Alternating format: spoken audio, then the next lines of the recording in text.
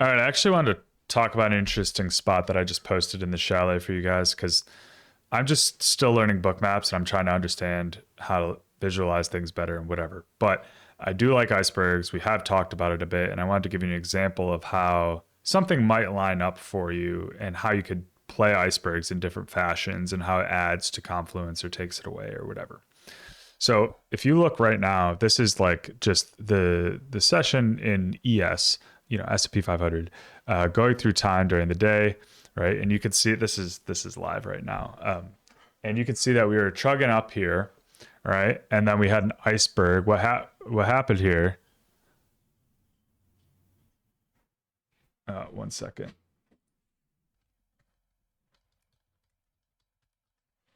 Okay, I had a phone call. Hold on.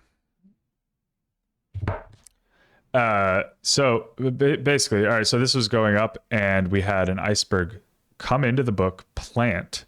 So what I mean by like sweep and plant is like he entered on the bid side, but he like in doing so, he went to market uh, with his iceberg and cleared out 202 worth of offers. Like the people that were selling 202 worth, he put his order there, and then the market proceeded to sell into his bid, totaling 1,329 more orders. So you could effectively say he was a 1,500 lot buy that kind of capitulated into the top there, swept and planted and wanted his order filled. Okay. And then you see it traded through him, kind of held this area and then kind of dumped off, right? Sellers sold into him, filled his entire order, and then kind of took over and fell off.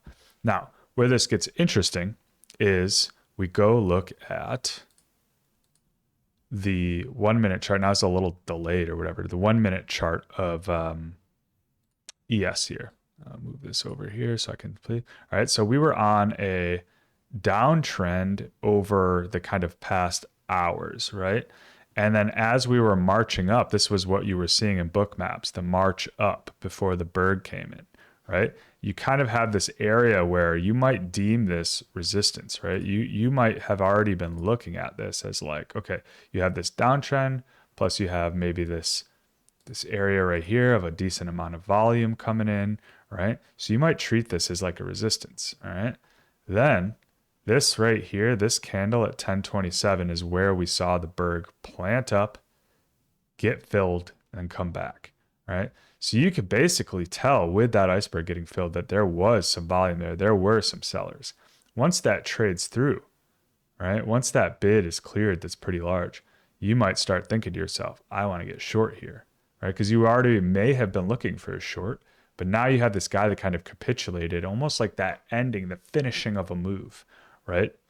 And then you can maybe be short with the idea that maybe we see continuation of this downtrend. So if we go back over to book maps, you kind of see that's exactly kind of what happened here. And that thrust up, kind of that finishing move, and then we had a downfall. So you could kind of have some sweet risk reward here, right? Because you got some size on the offer, you got a resistance area. So you could just kind of say to yourself, like, all right, if it gets up to whatever, 67.90, I'm out, or even lower, actually. You could kind of make it even tighter of a range. But in the other aspect, I'm going to be short here. So I just think that's an interesting way to think about how you can look at icebergs, because you could also have said like, oh, the iceberg came out in the bid, it's taking a lot, I want to buy.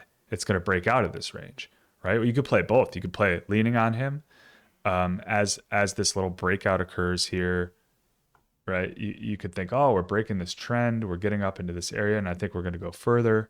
So you could buy in front of him, but if he flips and breaks through, you could then sell as he breaks, right? So there's different ways to think about icebergs, but I just thought this was a kind of cool example and how I kind of pieced together different ideas. And then in the moment, I'm thinking about this like in real time, and with like kind of experience, I kind of massage my way into these trades.